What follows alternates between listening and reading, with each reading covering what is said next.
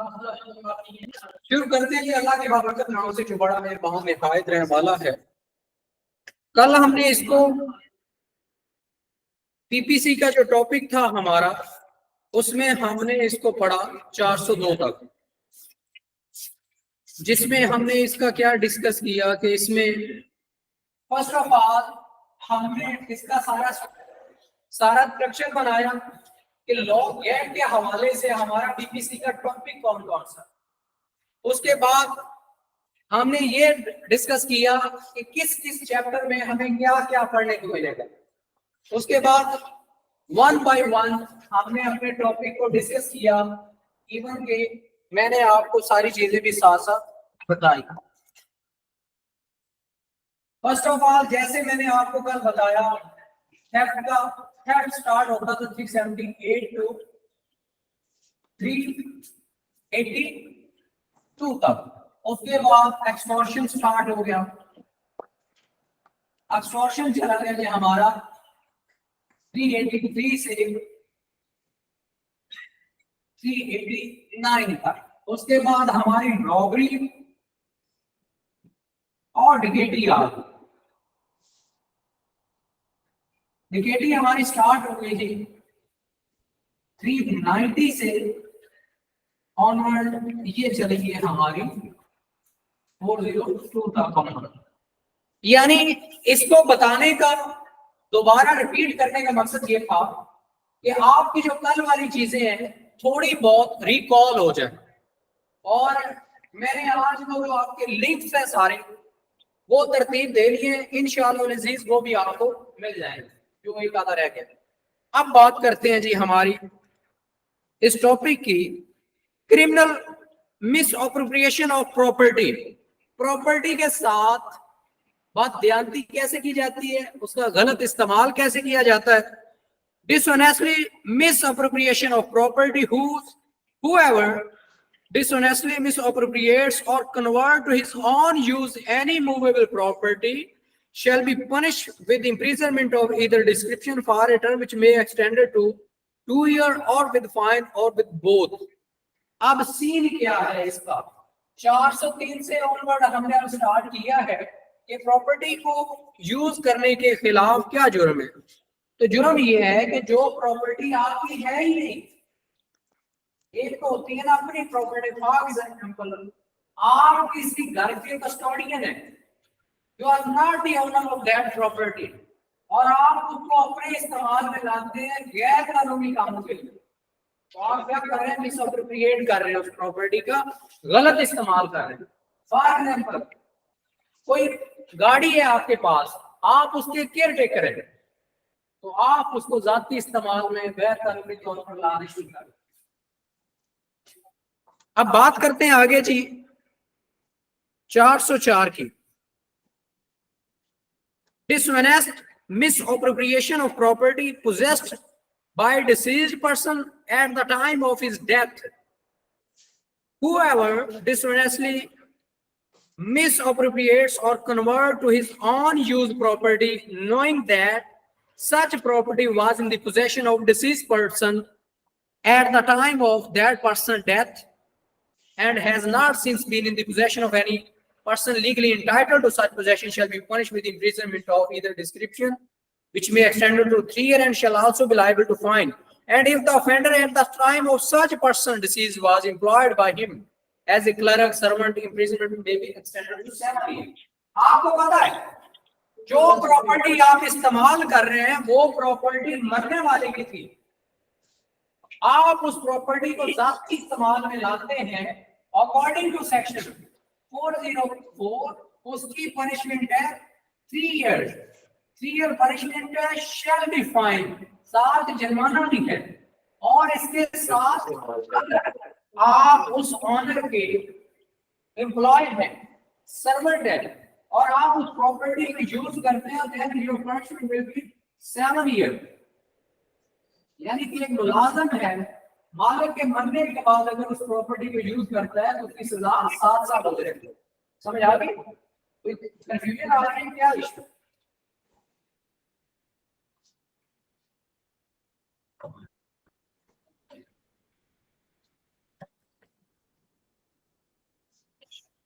अब बात करते हैं जी क्रिमिनल ब्रीच ऑफ ट्रस्ट। इंतहाई इंपॉर्टेंट टॉपिक है। जितनी ज्यादा लिटिगेशन इसकी होती है किसी की नहीं होती।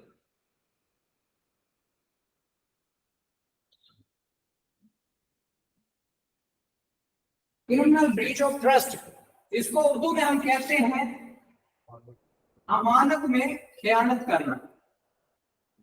अब अमानत में खयानत करने के सिलसिले में सिर्फ ये नहीं है हमारे पास कि हमारे पास जैसे हार्ड कैश है, हमारे पास किसी की प्रॉपर्टी के डॉक्यूमेंट्स हो सकते हैं, किसी की गाड़ी के डॉक्यूमेंट्स हो सकते हैं, किसी की गाड़ी इटसेल्फ हो सकती है, किसी की कोई क्रॉप्स हो सकती है। वो क्रॉप्स में वेजिटेबल्स भी आती हैं, वो क्रॉप्स में फ्रूट भी आता है, वो क्रॉप्स में गंदम भी आती है, चावल भी आते हैं। अगर बतौर अमानत वो आपके पास है या बतौर अमानत किसी ने आपको पैसे दिए हैं, आप जब उसको जरूरत होती है तब वापस नहीं करते, तो वो किस में जाएगा? Criminal breach of trust. ठीक है। Whoever being in any manner entrusted with property or with any dominion over property dishonestly misappropriate or convert to his own use that property or dishonestly uses or dispose of that property in violation of any direction of law prescribing the mode in which trust is to be discharged or any of legal contract express or implied which he has made touching the discharge of such trust or willfully suffers any other person so to do commits criminal breach of trust। किसी ने आपको कोई चीज दी, कोई property दी, कोई और valuable चीज दी, आपने गैर कानूनी तौर पर उसको अपने इस्तेमाल में ले आए, खुद खर्च कर ली, खुद इस्तेमाल करके जाया कर दी। जब उसने अपनी प्रॉपर्टी का रिटर्न बैक मुतालबा किया तो आपने आगे से हंस के दिखा दिया, तो वो फिर क्या करेगा?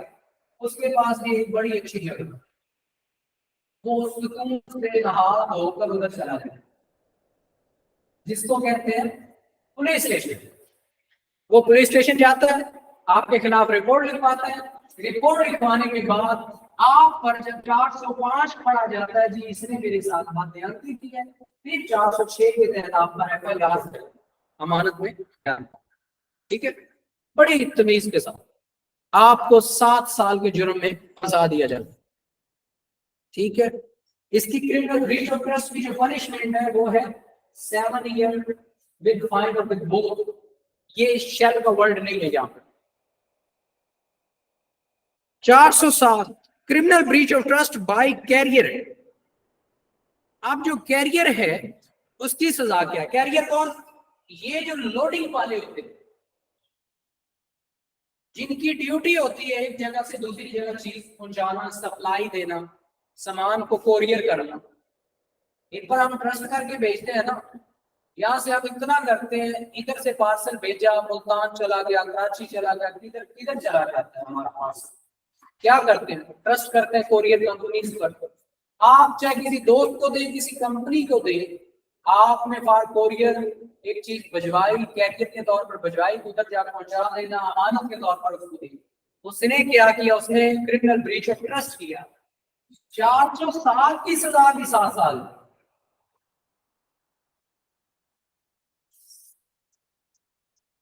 ये मतलब आगे मजेदार सेक्शन आने वाले। Criminal breach of trust bye clerk और servants. Whoever being a clerk or servant or employed as a clerk or servant and being in any manner entrusted in such capacity with property or with any dominion over property commits criminal breach of trust in respect of that property shall be punished with imprisonment of either description for terms to be extended to 7 years। आपका कोई मुलाजिम, clerk, servant जिसको आपने अपने तहत रखा हुआ अपनी सहूलत के लिए, जाहिर सी बात है जिसको बंदा अपना मुलाजिम रखता है तो उसके पास सारे कंट्रोल होता है, सारी चीजें होती है, अगर वो उसमें बात ध्यान नहीं करता है तो उसकी भी 7 ईयर पनिशमेंट है।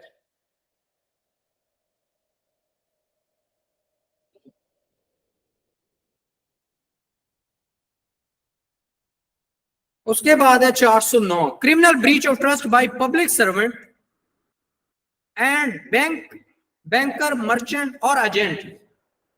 अगर कोई सरकारी मुलाजिम है, कोई बैंक वाला है या कोई आपका एजेंट है, आपने उसके साथ काम किया, बैंकर भी क्या होता है, बैंक का कस्टोडियन होता है, सरकारी मुलाजिम सरकार का कस्टोडियन होता है, उसके बाद सरकारी डॉक्यूमेंट्स पड़े होते हैं, सरकारी माल पड़ा होता है। अब जो आपका एज एजेंट काम कर रहा है, जिसको आप पैसे दे रहे हैं, पैसा आपका लगा होगा, आप प्रिंसिपल है, वो एजेंट है, आपके अमाउंट में खेल रहा है, अगर वो आपके साथ दो नंबरी करेगा, आपका बैंकर, सरकारी मुलाजिम या आपका कोई एजेंट, ऐसी सूरत में उसकी पनिशमेंट है फेलियर। बाकी इंग्लिश आप लोगों को मेरे से अच्छी आती है, वो आप पढ़ लेंगे। उसके बाद है receiving of stolen property. Next जो हमारा टॉपिक है वो ये स्टार्ट होता है।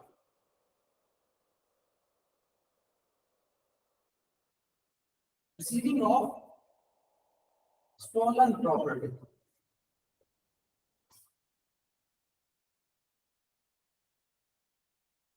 अब आप सोचेंगे, अगर आप लोगों ने पहले लॉ पढ़ा हुआ है तो फिर तो वेल एंड गुड है, अगर पहले लॉ इस तरह नहीं पढ़ा तो अब आप सोचेंगे कि यार किस किस जुर्म की किस किस तरह सजा। तो जितने ज्यादा कवानीन पाकिस्तान में हैं, किसी स्टेट के नहीं, अनफॉर्चुनेटली इंप्लीमेंटेशन नहीं। आप जब भी नए कानून को छेड़ेंगे, उसका इस्तेमाल लाना शुरू करेंगे, जैसे ही उसको हाथ नहीं डालते कि भाई इस मुसीबत को क्यों छेड़े। मैंने 3-4 बार ट्राई किया नए कानून को छेड़ने के लिए, मेरी अभी जो पिटीशन हाई कोर्ट में पेंडिंग पड़ी है, वो लगाते ही नहीं है, फिक्स ही नहीं करते कि स्टेट प्लान में वक्त डालना है। मैं लगवा के आता हूँ, अगले दिन फिर मुझे मैसेज आ जाता है रीशेड्यूल रिलीज। मैं कहता हूँ अदालतें भी सरकार के साथ मिली हैं, सरकार के अगेंस्ट जल्दी फैसला नहीं देती अदालतें। उसके बाद है stolen property. Property the possession whereof has been transferred by theft or by extortion or by robbery, and property which has been criminally misappropriated or in respect of which criminal breach of trust has been committed is designated as stolen property, whether the transfer has been made or the misappropriation or breach of trust has been committed within or without Pakistan. But if such property subsequent comes into possession of a person legally entitled to possession thereof, then case to be stolen property। एक चीज चोरी की है, डकैती की है, robbery की है, एक्सटॉर्शन की है या क्रिमिनल ब्रीच ऑफ ट्रस्ट की, आपको पता चल गया कि ये स्टॉलन प्रॉपर्टी है। अगर आप ऐसी चीज के साथ कोई लेन देन करते हैं तो आपने स्टॉलन प्रॉपर्टी का कारोबार किया। ये कैसे पता लगेगा इन सब जितने भी हमने सेक्शंस पढ़े हैं कि इसमें से वेरिएबल एक्सेस कौन से और नॉन वेरिएबल कौन से? Very good question. एक किताब पढ़ी हुई है क्रिमिनल प्रोसीजर कोड, CRPC का नाम है, वैसे उसको क्रिमिनल प्रोसीजर कहते हैं। इतनी मोटी साइज है, इतनी मोटी किताब है, लाल कलर में उसकी बाइंडिंग। लेकिन बड़ा अच्छा सवाल है कि कैसे पता चलेगा कि बेलेबल कौन सा है, नॉन बेलेबल कौन सा। CRPC के मुताबिक सेकंड शेड्यूल दिया गया जिसमें कानून बताता है 8 कॉलम में कौन सा जुर्म काबिल सुलह है, कौन सा काबिल सुलह नहीं, कौन सा बेलेबल है, कौन सा बेलेबल नहीं है, कौन से में पकड़ने के लिए वारंट चाहिए, कौन से में वारंट नहीं चाहिए, कौन से जुर्म की कितनी सजा है, कौन सा जुर्म को सेशन जज सुनेगा, कौन से जुर्म को जस्टिस सुनेगा।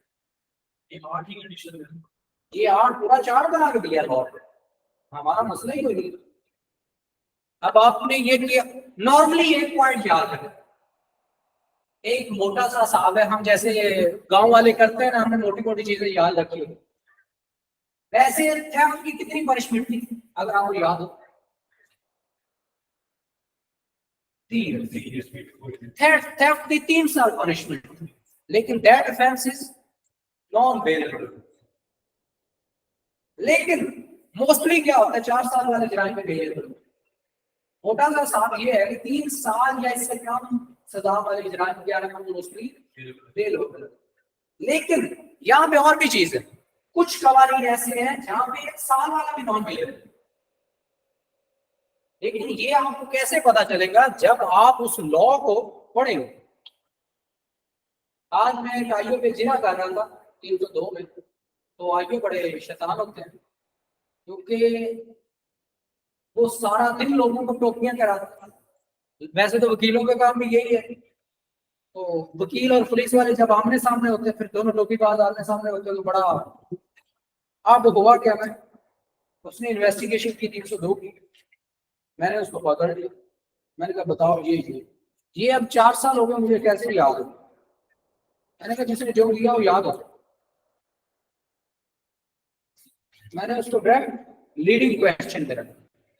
ये है हमारा सेकंड शेड्यूल, शेड्यूल 2, इसको हम कहते हैं सेकंड शेड्यूल।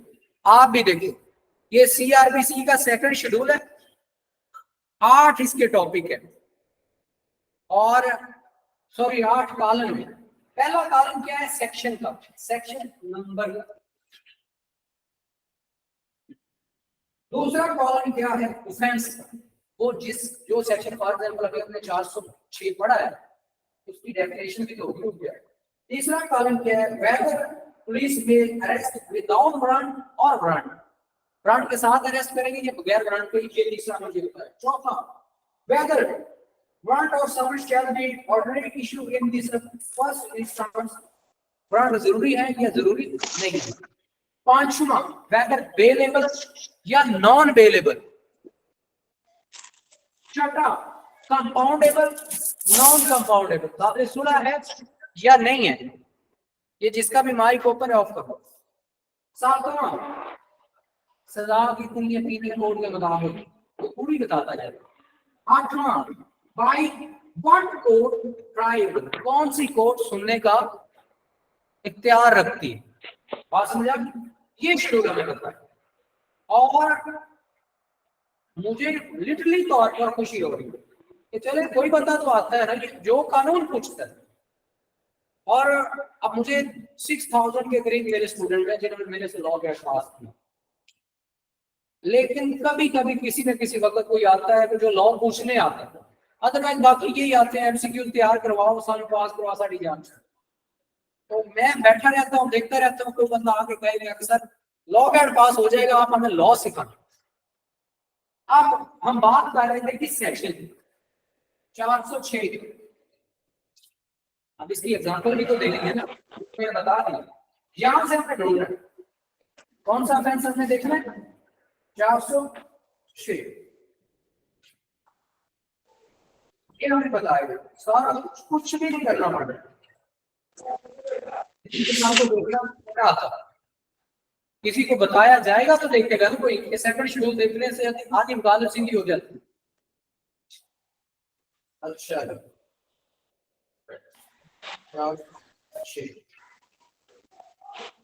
ये आ गया 406। फिर पहली बात नंबर, दूसरी डेफिनेशन। डेफिनेशन क्या है? Criminal breach of trust. तीसरा, मे विदाउट वारंट, मेजर ऑफेंस है, बगैर वारंट के पकड़ सकते। अरेस्ट, छठो 10वां नहीं जाग सीधा अरेस्ट करो। चौथा क्या है जी? नॉट, सॉरी 5वां, नॉट बेलेबल, ये लिखा होगा नीचे। नॉट कंपाउंडेबल, काफी सुना भी नहीं सुनेगा। Interpretation of this section of our schedule, either of the first description of our second class, 3 years, 6 years. Imprisonment of just either of the first or second class, 3 years with final with both, और उसके बाद इसका 8वां इसको सुने का कौन? Just rate of first class. इसमें इसकी सजा, ये पुराना था, इसको अमेंड किया गया 7 साल सजा। 406 की अभी पढ़ लें, उसकी 7 ईयर पनिशमेंट उसके लिखा हुआ है। और ये अमेंडमेंट आई थी इसमें 1981 में।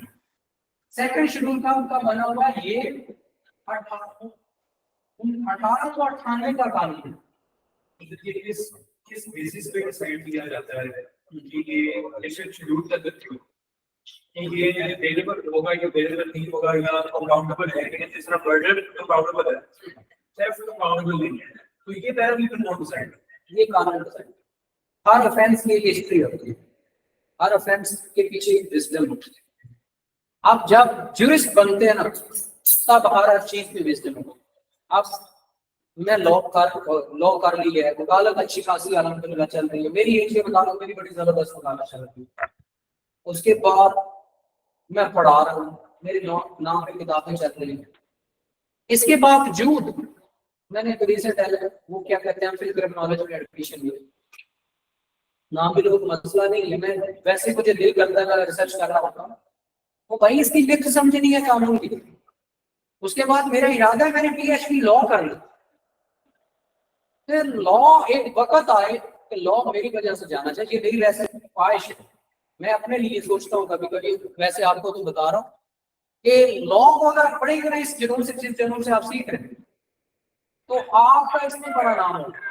सियासत एक और चीज है, कितने लॉयर्स हैं जिसको एकदम से आगे पॉलिटिक्स का सहारा लेना पड़ा, या सॉरी पॉलिटिक्स को लॉयर्स का सहारा। इस वक्त इमरान खान की जो पार्टी चल रही है वो 90% वकला लेके खड़े हो गए, बाकी 10% उसका अपना नाम चल रहा है, बाकी 90% वकला की जो मेजोरिटी उसके साथ खड़ी है, उसकी वजह से आज भी इमरान खान की कोई रैली शैली निकलती है।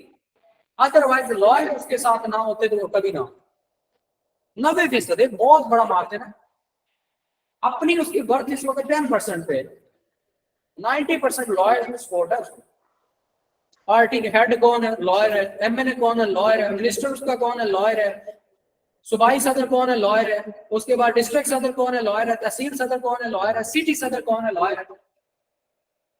जहां पे देखो उसको 90% हर जगह से उसके टिकट को अगर किसी ने संभाला था तो लॉयर्स ने संभाला, उसके अलावा बाकी को तो फौरन उठा लेते थे और वो बैठ जाते थे। लॉयर नहीं रहते और रुके। लॉयर को पता था उनको अदालतें किसी आती थी, उसका रोज का काम। तो ये कहा अगर बैठा गया तो उसने मान लिया किसी पार्टी या कोई पर्सनल बेनिफिट्स लिए। अच्छा जी, ये क्लियर हो गया। डिसऑनेस्टली रिसीविंग स्टॉलन प्रॉपर्टी, बदयांती से स्टॉलन प्रॉपर्टी का रिसीव करना जो है वो एक क्राइम है। तो बस हम अपना ये क्या कहते हैं माइक ऑफ कर लो, ये आपके सामने माइक ऑप्शन होगा, उसको काइंडली ऑफ कर लो ताकि जब आप पेज करती हो तो आवाज ना जाए। Whoever dishonestly receives or retains any stolen property, knowing or having reason to believe the same to stolen property, shall be punished with imprisonment of either discretion or 3 years. आपको पता है कि ये चोरी की चीज है, आप फिर भी रिसीव कर रहे हैं 3 साल सजा। 412 dishonestly receiving property stolen in the commission of a डकैती, जो डकैती के दरमियान या किसी डकैत गैंग से कोई प्रॉपर्टी खरीदते हैं, आपको पता भी है कि ये क्या है, ये किसी डकैती के मामले में प्रॉपर्टी खरीदी गई है, मोटरसाइकिल है, बाइक है, गाड़ी है, जेवर है, मोबाइल है, कुछ भी है, आपको पता है ये गैंग ने, ठग के गैंग ने ला के दी है, डकैती का माल है, माल मसरूफ का है। अगर ऐसी प्रॉपर्टी के जानने के बावजूद आप खरीदते हैं तो लाइफ इम्प्रिजनमेंट है। 412 क्या कहता है? 412 कहता है इसकी सजा है लाइफ और minimum 10 year rigorous imprisonment shall also be liable to fine। 413 पढ़ते habitually dealing in stolen property, वो बंदा, हाँ, habitually dealing in stolen property, whoever habitually receives or deals in property, नहीं ये 326 में ही जाए, वो एक्चुअली ये क्या करता है, वो प्रॉपर्टी खरीदता है चोर बाजार का बंदा, ये डायरेक्ट ठग नहीं है, कंसेप्ट वो एक्चुअली क्या है, वो आदि मुजरिम है, उन्होंने डकैतियां करनी है, बच्चे उठाने हैं, मर्डर करने हैं, किराए के कातिल है, किराए के बदमाश है। यहाँ पे बात हो रही है एक्चुअली उनका लेन देन करना प्रॉपर्टी का। अब फॉर एग्जाम्पल कोई भी यहाँ बंदा बैठा हुआ है वो कुछ चोरी नहीं करता, लेकिन उसको पता है कि जो 50 लाख की गाड़ी उसको घर बैठे 20 मिल जाती है, वो उसको निकालेगा 20 से निकल जाएगी, उसको पता चोरी का काम था, लेकिन खुद नहीं करता। ये उनके लिए इसकी भी सीधी सीधी लाइफ इम्प्रिजनमेंट है, shall be punished with life imprisonment और with rigorous imprisonment 10 years, shall also be liable to fine.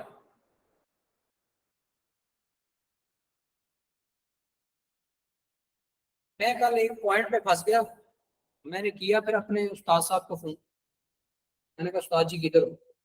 कहते हैं घंटे तक आ सकता हूँ। मैंने कहा मैं 20 मिनट बाद पेश हूँ, घंटा दूर है। कहते हैं फिर बोल जल्दी। मैंने 2 मिनट में अपनी बात सुनाई, 1 मिनट में उन्होंने मुझे सुनाई, तो उसके बाद मेरा काम डाला।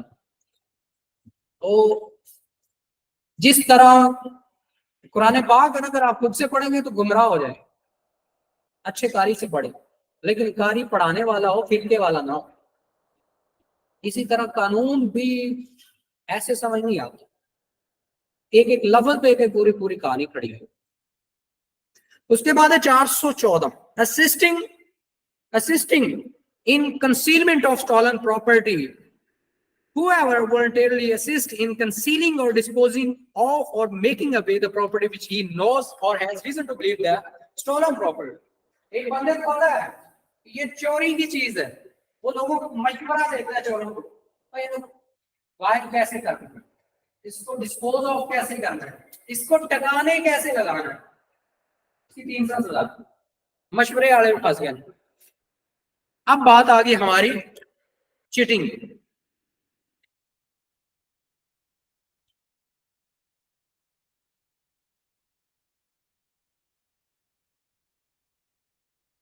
Cheating. Whoever by deceiving any person fraudulently or dishonestly induce the person so deceives to deliver any property to any person or to consent that any person shall retain any property or intentionally to induce the person so deceived to do or omit to do anything which he would not do or omit he were not so deceived, and which act or omission causes or is likely to cause damage or harm to that person or any other person in body, mind, reputation or property is said cheat. Cheat करना, धोखा देना, बदयांती करना, किसी के साथ दो नंबरी करना, क्या है आपको पता है कि आप किसी को धोखा दे रहे हैं, ये चीटिंग है जानबूझकर। ये मोबाइल चाइना का है, लेकिन आप इसके पैसे दूसरी कंपनी के चार्ज कर रहे हैं, जानबूझ के उसको दूसरे बंदे को हार्म करने के लिए, नुकसान पहुंचाने के लिए, तकलीफ देने के लिए, ये चीटिंग है।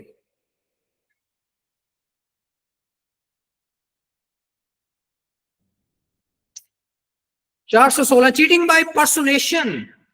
चीटिंग बाय पर्सोनेशन ये क्या है? पर्सनैलिटी की cheating. A person is said to cheat by personation if he cheats by pretending to be some other person. एक बंदा खुद को ये जाहिर करवाता है जो वो है ही नहीं। मिसाल के तौर पर हमारे यहाँ एक एमएनए हुआ करता था, मोहम्मद सैन चट्टा, शायद आप लोगों ने नाम सुना, सेनेटर भी रहा। उसका बेटा आजकल आप सैन चट्टा हाईकोर्ट का जस्टिस है। तो उसका नाम लेकर एक बंदे ने एसएचओ को कॉल की कि मैं मोहम्मद सैन चट्टा गल कर, ठीक है। मैं चट्टा साहब तो पता ही नहीं कि कम होंगे कि चट्टा हुए तो नहीं पता हो, यानी अपने आप को वो जाहिर करना जो आप नहीं। फॉर एग्जाम्पल आप किसी को कॉल करते हैं, मैं इरफान रईस बात कर, भाई जब आप नहीं कैसे हो सकते?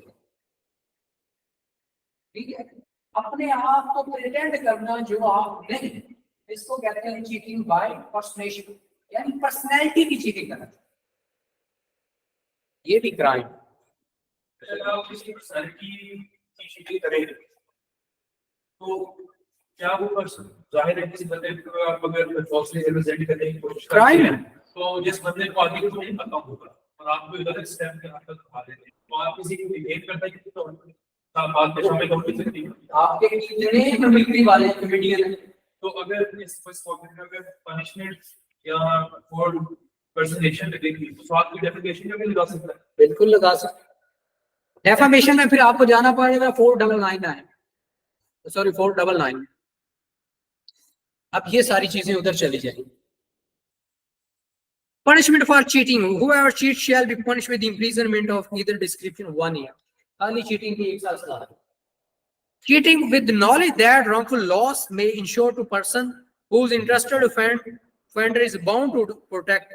Whoever cheats with the knowledge that he is likely thereby to cause wrongful loss to a person who interest in the transaction to which the cheating relates to, he was bound either by law or by legal character to protect shall be punished imprisonment of either description 3 years or with fine. एक बंदा है जो आपसे कोई चीज ले रहा है, उसको आप पर ट्रस्ट है कि ये चीज सही देगा, लेकिन आप अपनी ड्यूटी के मुताबिक बाउंड है, तो आप उसको राइट चीज देते हैं, लेकिन आप गलत चीज देते हैं, तो आपने क्या किया? उसके साथ चीटिंग की है जानबूझ के, तो 3 साल सजा है।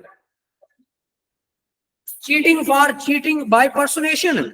पर्सनैलिटी की चीटिंग की 7 साल सजा है। अगर आप रिटर्न करते हैं आप वो इंसान है जो कि आप नहीं है, तो भाई अकॉर्डिंग टू लॉ क्या कहते हैं, इधर डिस्क्रिप्शन ऑफ आर return which may extended to 7 years और विद फाइन और विद बोथ। ठीक है। 420 cheating and dishonestly inducing delivery of property, जानते बूझते हुए किसी को गलत चीज दे देना जो आपकी है ही नहीं। 420 क्या कहते हैं?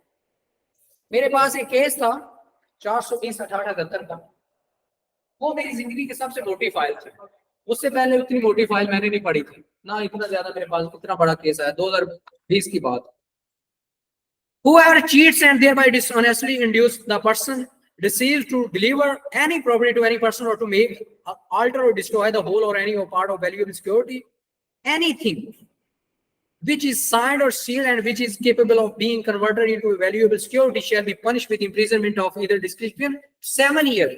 अब आप ये देखिए इसकी कितनी सजा है, 7 ईयर है। इसके साथ आप देखिए सेक्शन कौन सा पढ़ रहे हैं हम?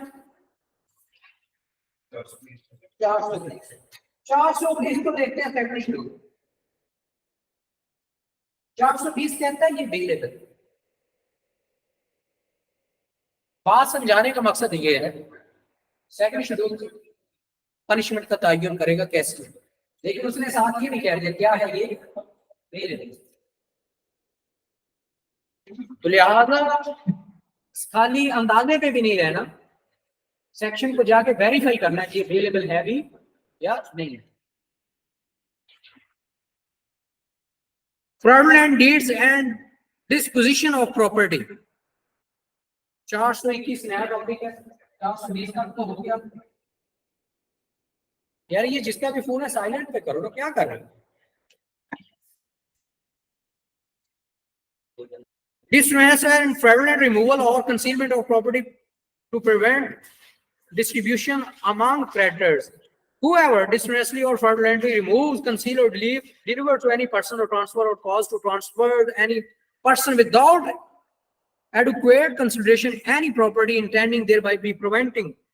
अब इसकी सजा भी 2 साल। आपने किसी से कर्जा लिया, लोगों को भरपाई करनी, आपने उससे बचने के लिए अपनी चीज जल्दी जल्दी साइड में लगाने की कोशिश, पहले उधार वालों को तो दो। कानून ये कहता है क्रेडिटर्स को तो दो जो उनसे लिया हुआ है, इससे पहले उनसे बचाने के लिए, प्रिवेंट करने के लिए। 422 dishonestly or fraudulently preventing debit being available for creditors, इसकी भी 2 साल सजा है। जानबूझकर आपके जो हिस्से थे उनसे दूर कर देना। According to law, payment of his debit or debit of such other person shall be punished with imprisonment of either discretion 2 years. 423 dishonestly or fraudulently execution of deed of transfer containing false statement of consideration. Whoever dishonestly or fraudulently signs, executes, or become a party to any deed or to an instrument which purport to be transferred or subject to any charge, any property or any interest therein, and which contains any false statement. यानी आप ऐसी किसी property का लेन then करते हैं जो सारी statement ही झूठी है, जो फ्रॉड है, तो लेकिन आप उसके बदले में कंसिडरेशन लेते हैं तो 2 साल सजा है। 424 dishonest or fraudulent removal or concealment of property, इसकी भी 2 साल सजा है। बात तो इसका कंसेप्ट वही है कि आप छुपाते हैं, बेचते हैं, गायब करते हैं, वही बात, बदध्यानती से, धोखाधड़ी से।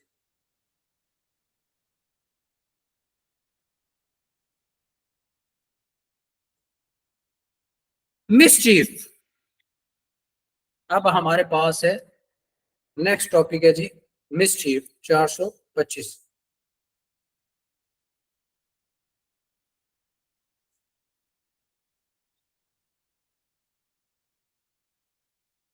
Whoever with intent to cause or knowing that he is likely to cause wrongful loss or damage to the public or to any person cause to destruction of any property, any such change in any property or in the institution thereof as destroy or diminish its value or utility or affects its injuriously commits mischief. किसी के साथ बुरा करना, mischief करना, धोखा करना, ज्यादती करना। क्या आपको पता है कि जो आप कर रहे हैं उससे अगले को नुकसान हो, लेकिन आप जानबूझ के कर रहे हैं, तो कहते हैं mischief.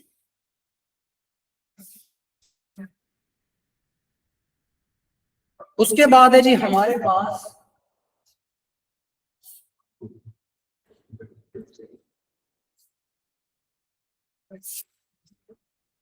Punishment for mischief. Mischief की जो पनिशमेंट है विच में एक्सटेंडेड टू 3 मंथ और विद फाइन और with both. 326 sorry 27 427 mischief causing damage to the amount of 50 rupees. 50 रुपए तक किसी को डैमेज करना, नुकसान पहुंचाना जानबूझकर, इसकी 2 साल सजा। मिसचीफ बाय किलिंग और maiming animal of the value of 10 rupees. ऐसा जानवर, बच्चा या ऐसा जिसकी वैल्यू 10 रुपए है, उसकी मिसचीफ करने की सजा जो है वो 2 ईयर। 429 मिसचीफ बाय किलिंग और maiming cattle it's any value और एनिमल ऑफ वैल्यू 50 रुपीज, इसकी सजा है 5 year which may extended to 5 year. यानी आप किसी बुल, किसी बड़े जानवर की ज्यादती उसके साथ करते हैं, नुकसान पहुंचाने की कोशिश करते हैं, तो ये उसमें चला जाएगा। 430 mischief by injury to work of irrigation और बाय रॉन्गफुली डाइवर्टिंग वाटर। 430 ये पानी वगैरह चोरी करना, नहरों को नुकसान पहुंचाना, सरकारी खालों को नुकसान पहुंचाना, उसकी सूरत में लगता है। Whoever commits mischief by doing any act with cause or with which he knows to be likely to cause a diminution of the क्या word है ये supply of water for agricultural purpose or for the food or drink for human beings or for animals which are property or for cleanliness or for carrying or any manufacture shall be punished with imprisonment of either description for terms may extend to 5 years. किसी पानी को, नहरी निजाम को, किसी को भी disturb करने के लिए आप कार्रवाई करते हैं, उसकी 5 साल सजा। 431 mischief by injury to public road, bridge, river और channel. Whoever commits mischief by doing any act which renders or which he knows to be likely to render any public road, bridge, navigable river or navigable channel, natural or artificial, impossible or less safe for traveling or conveying property shall be punished with imprisonment 5 years. अब क्या होता है हमारे यहाँ, क्या होता है जिसका दिल करता है जहां से मर्जी रोड को उखेड़ना शुरू कर देते हैं, जहां से मर्जी पाइप डाल देते हैं, जहां से मर्जी स्पीड ब्रेकर बना देते हैं। और भाई ऐसा करना विदाउट म्यूनिसिपल अथॉरिटी क्राइम है, लोकल गवर्नमेंट की इजाजत के बिना अगर आप करेंगे तो 5 साल सजा है, किसी भी नहर को, रोड को, गली को। लेकिन हमारा जहाँ दिल करता है गटर खोल देते, बड़े बड़े साफ सुथरे बाजार होते हैं, लोगों ने 2-2 फुट बाजार से ऊपर गटर बनाया हुआ, ऐसा है ना। 432 mischief by causing inundation or obstruction to public drainage attended the damage. Whoever commits mischief by doing any act with cause or with know he to be likely to cause an inundation or obstruction to any public drainage, किसी नदी नाले को नुकसान पहुंचाना, 5 year punishment है। Mischief by destroying, moving or rendering less useful a lighthouse or sea mark. आप किसी light house या सी मार्क, दरियाओं पर लगा होता है ना, कहीं इस तरफ जाना है, क्या कोई लाइट हाउस है जिससे लोगों को साइन मिलता है, तो उस निशान को, उस मार्क को जो लोगों की सहूलत के लिए लगाया गया, डैमेज करते हैं, उसकी सजा 7 ईयर इम्प्रिजनमेंट है। 434 मिसचीफ बाय डिस्ट्रॉइंग और moving a landmark by public authority. ऐसा कोई चीज, ऐसा कोई लैंडमार्क, कोई बोझी, कोई थंब, कोई प्लेट, कुछ भी सरकार ने अगर किसी रोड पर, किसी एरिया पर, किसी बाजार में लगाया होगा, अगर आप उसको डिस्ट्रॉय करेंगे तो वो भी क्राइम है। Mischief by fire or explosive substance with intent to cause damage to amount of 100 or in case of agriculture produce 10 rupees. ऐसी जिसकी मालियत 10 रुपए या किसी से आग लगाकर अगर कोशिश करते हैं उसको खराब करने की, उसकी सजा भी 7 ईयर है।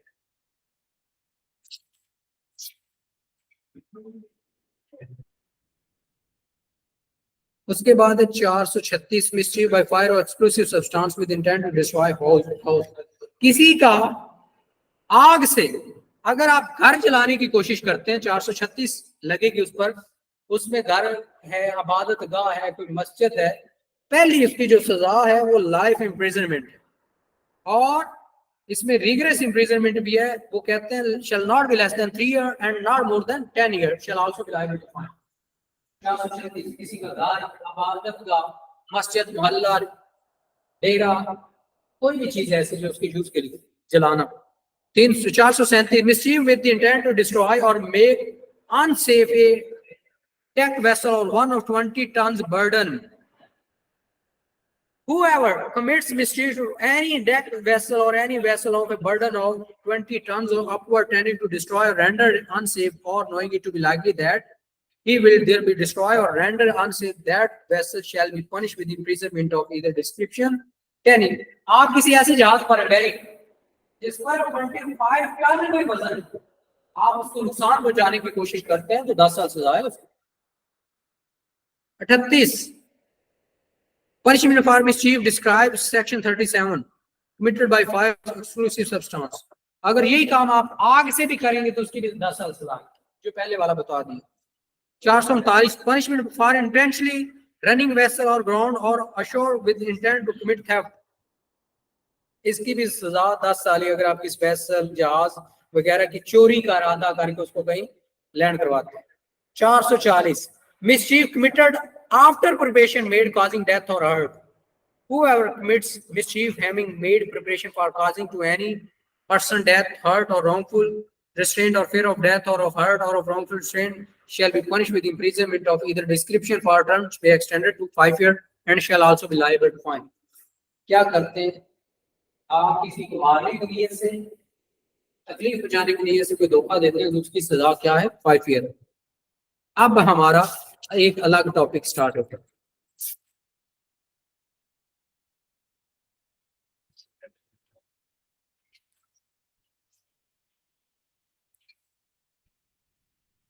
Criminal trespass.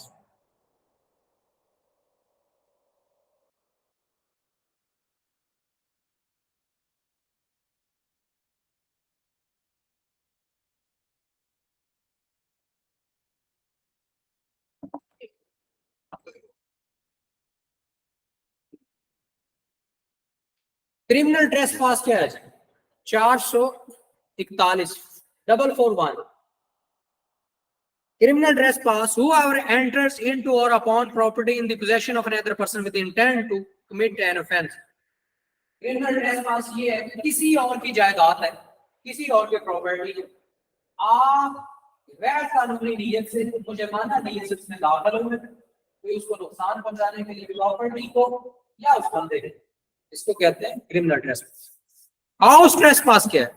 442 Whoever commits criminal trespass by entering into or remaining in any building, tent or vessel used a human dwelling। Criminal trespass हो गया आप किसी की जमीन से भी गुजर सकते हैं। हाउस ट्रेसपास वो है जो किसी की चार दीवारी है, चाहे वो घर है, कैंप है, डेरा है, कुछ भी, उससे आप गुजरते हैं मुजरमाना नीयत से, उसको कहते हैं house trespass.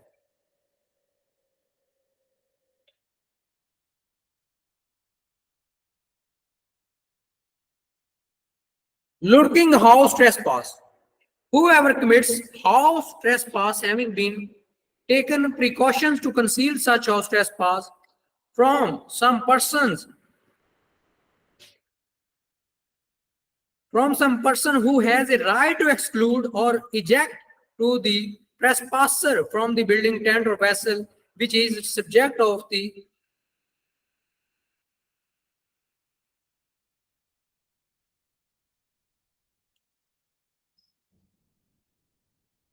tent or vessel which the subject of trespass is said to commit lurking house trespass।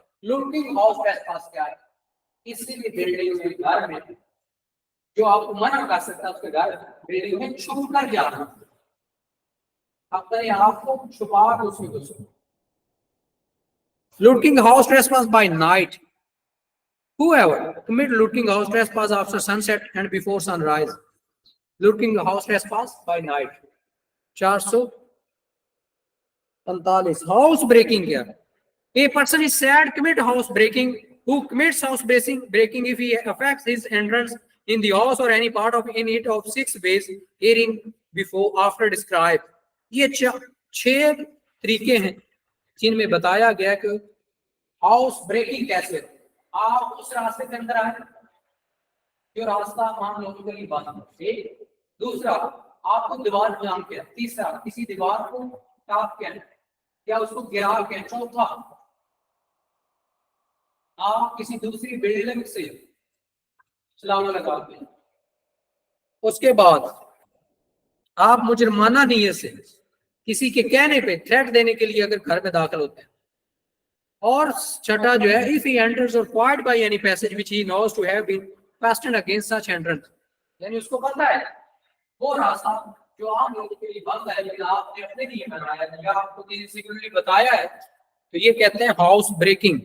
House breaking by night क्या है? जैसे हाउस ट्रेसपास बाय नाइट है ना, इसी तरह हाउस ब्रेकिंग बाय नाइट है। अगर सन आफ्टर सनसेट और बिफोर सनराइज आप घर में नजरसानी करते हैं जिसको कहते हैं house breaking by night.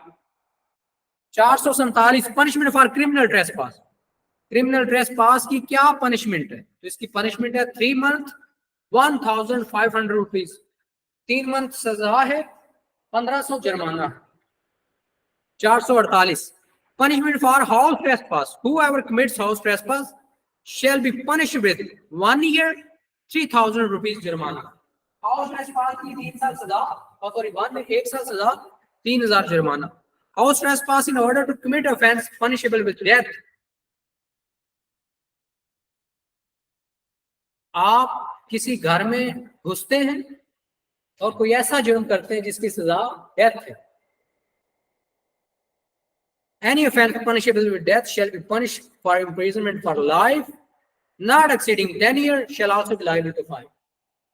450 house trespass in order to commit offense punishable with imprisonment for life, आप घर में घुसते हैं कोई ऐसा जुर्म करने के लिए जिसकी सजा उम्र कैद है, तो विद imprisonment for life इसकी सजा है और कम से कम 10 साल कैद, इसकी भी वही सजा है।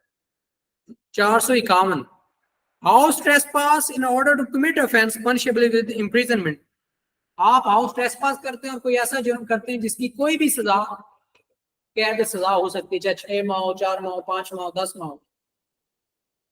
Whoever commit house trespass in order to committing of any offense punishable with imprisonment for it term which may extend to 2 years and shall also be liable to fine।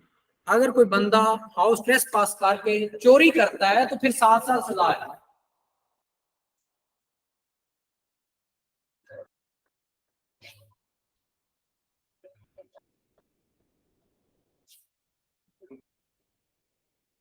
$452 house trespass after preparation of hurt, assault or wrongful restraint, whoever commits house trespass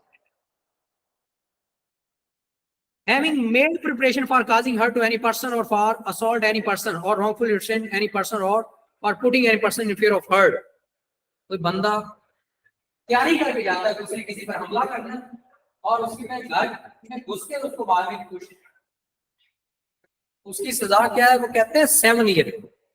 452 बंद लगती है जब बंदा किसी के घर में किसी की बाउंड्री में घुसता है तब 452।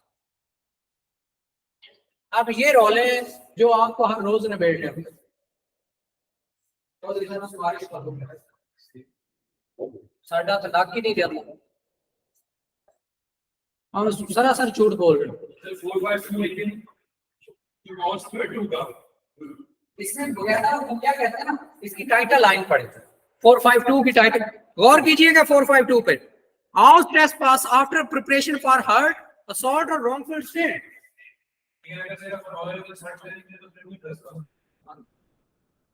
लेकिन फिर भी ये लगेगा घर जाके करते हैं रॉन्गफुल असॉल्ट है ना, हमला भी है, 442 की लगेगा, 452 लगेगा, 52 तो लगेगा, 42 तो लगेगा, 42 कैसे लगेगा? 400 हाउस ट्रेसपास 442 वो जब ये आ गया तो वो तो बात ही खत्म हो गई। ये लेजर है वो तो डेफिनेशन है, वो तो हाउस ट्रेसपास की डेफिनेशन बता रहा है जब उसका मेजर आ गया, उसकी मेजर सेक्शन उसमें यूज हो गया, तो वो तो फिर उसका वैसे ही जवाब नहीं रहता।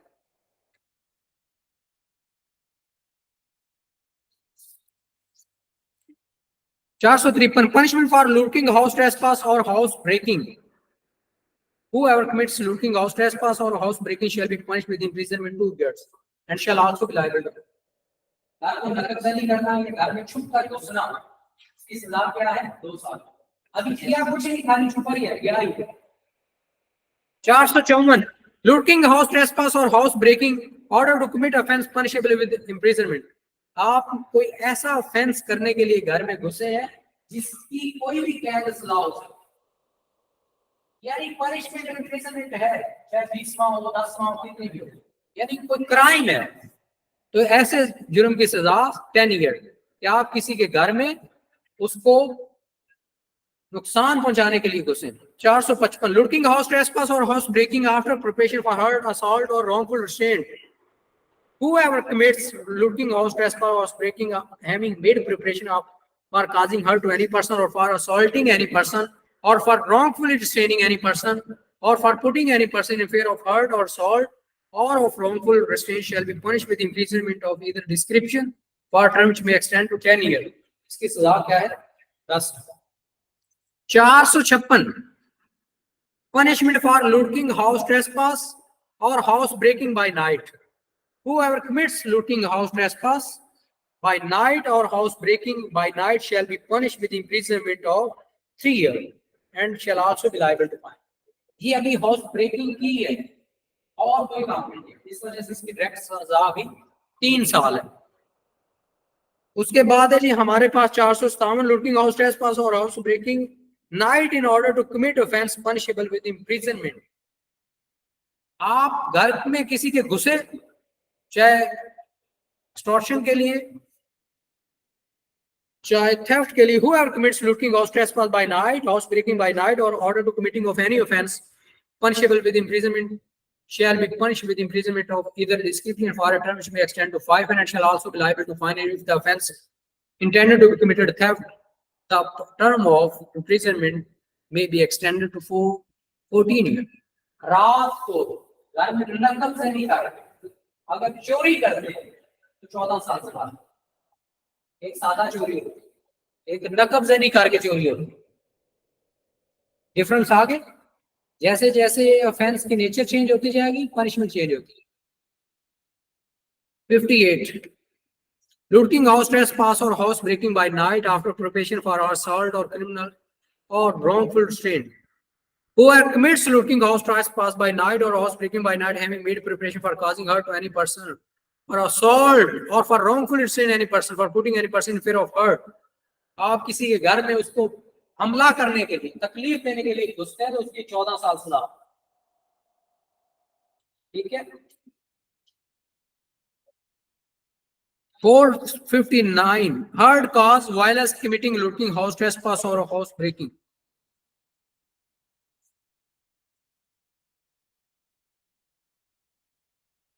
आप किसी के घर में हाउस ब्रेकिंग की है एट नाइट, लेकिन आपका पर्पस क्या है? उस हर्ट करना। पहली सजा इसकी life imprisonment, minimum 10 year imprisonment. और जो आप अगले को हर्ट पहुंचाएंगे उस हर्ट की सजा अलग से। डिफरेंस समझ गए भी? यानी जो जाना है आपका उसको हर्ट करने के नीयत से उसके घर में, उसकी सजा है लाइफ इम्प्रिजनमेंट, जो मिनिमम 10 ईयर है। जो आप अगले को तकलीफ पहुंचाएंगे उसकी डेफिनेशन कानून बताएगा क्या, उसके मुताबिक ट्रीट किया जाएगा। 460, person jointly concerned in looting, house trespass or house breaking by night, punishable for qatl or hurt caused by one of them. If at the time of committing of looting, house trespass by night or house breaking by night, any person guilty of such offense shall voluntarily cause or attempt to commit qatl or hurt to any person, every person jointly concerned in committing such looting, house trespass by night or house breaking by night shall be punished with imprisonment for life or with imprisonment of either description for a term which may extend to 10 years and shall also be liable to fine same punishment for qatl or causing her to attempt to cause qatl.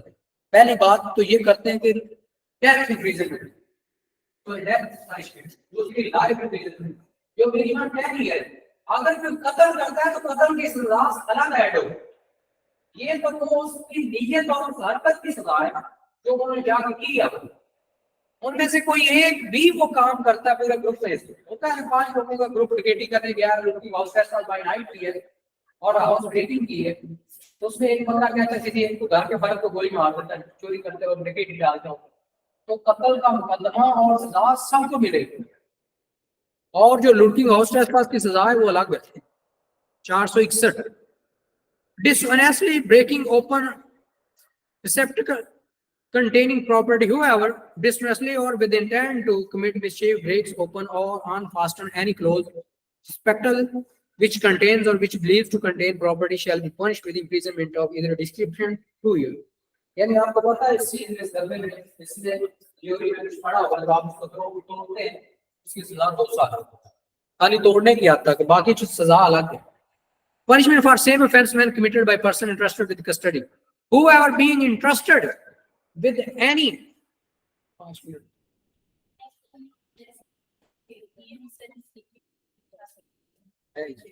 मैंने रखी हुई, मैंने खुद रखी,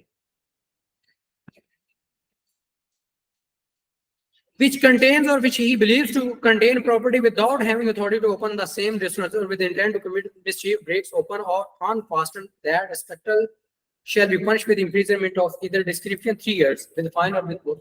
यानी आपको किसी तिजोरी, किसी खजाने, किसी प्रॉपर्टी का जिम्मेदार कराया भाई, आपने इसकी निगरानी करनी, आप वो फोन को चेक करो अंदर क्या, तो उसकी सजा 3 साल। ये आपकी आज पीपीसी कंप्लीट होगी।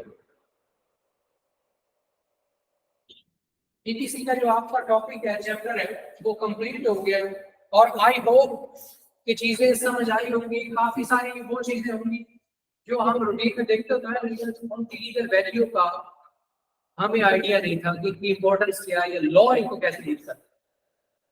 तो आपको समझ आई होंगी इंशाअल्लाह अज़ीज़। कल से हम स्टार्ट करेंगे कॉन्स्टिट्यूशन। कॉन्स्टिट्यूशन पढ़ते हैं जी कल से। टोटल हमने 10 चैप्टर्स कर दिया, इसमें 4 पीपीसी के 5 पीपीसी और पहला डेफिनेशंस का था, वो आपने मिस किया। इसके अलावा 5 और चैप्टर्स कर दिया पीपीसी के तो हमने वैसे नहीं। उसके बाद 3 टॉपिक है कॉन्स्टिट्यूशन के। फर्स्ट है फंडामेंटल राइट्स, दूसरा पार्लियामेंट, तीसरा है एडजुडिकेशन। ये 3 टॉपिक है कॉन्स्टिट्यूशन के। उसके बाद हमारे सीपीसी है, यूएसओ है, वो अलग है, सीपीसी और यूएसओ। सीआरपीसी वो हमने कर लिया, लेकिन दोबारा रिवीज करेंगे। वो मैंने पहले करवाया है, उसके बाद पीपीसी स्टार्ट हुआ, उसके 11 चैप्टर। लेकिन उसमें जो सीआरपीसी में हमारे करने वाले टॉपिक्स हैं वो बेसिकली था फर्स्ट डेफिनेशन, उसके बाद अरेस्ट, उसके बाद इन्वेस्टिगेशन का चैप्टर है। इन्वेस्टिगेशन के बाद हमारे पास चैप्टर है कंप्लेंट का। प्राइवेट इन्वेस्टिगेशन में बेसिकली क्या है, प्राइवेट कंप्लेंट का चैप्टर है। प्राइवेट कंप्लेंट के चैप्टर के साथ हमारे पास आ जाता है जी अपील, बेल और इम्पोर्टेंट सेक्शन 100 ये टॉपिक हमने जो पेपर पॉइंट ऑफ व्यू से। वैसे ये तो और सब चैप्टर है, लेकिन वो इम्पोर्टेंट क्वेश्चन आते हैं। इतनी बड़ी सेक्शन है जब ये जो हम, लेकिन ये कम है, कुछ सेक्शन बड़े लेंथी हैं, कुछ कम है, लेकिन पढ़ना पड़ेगा।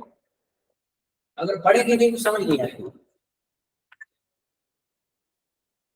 अभी के लिए आपकी ये क्लास ऑफ है, आपके लिए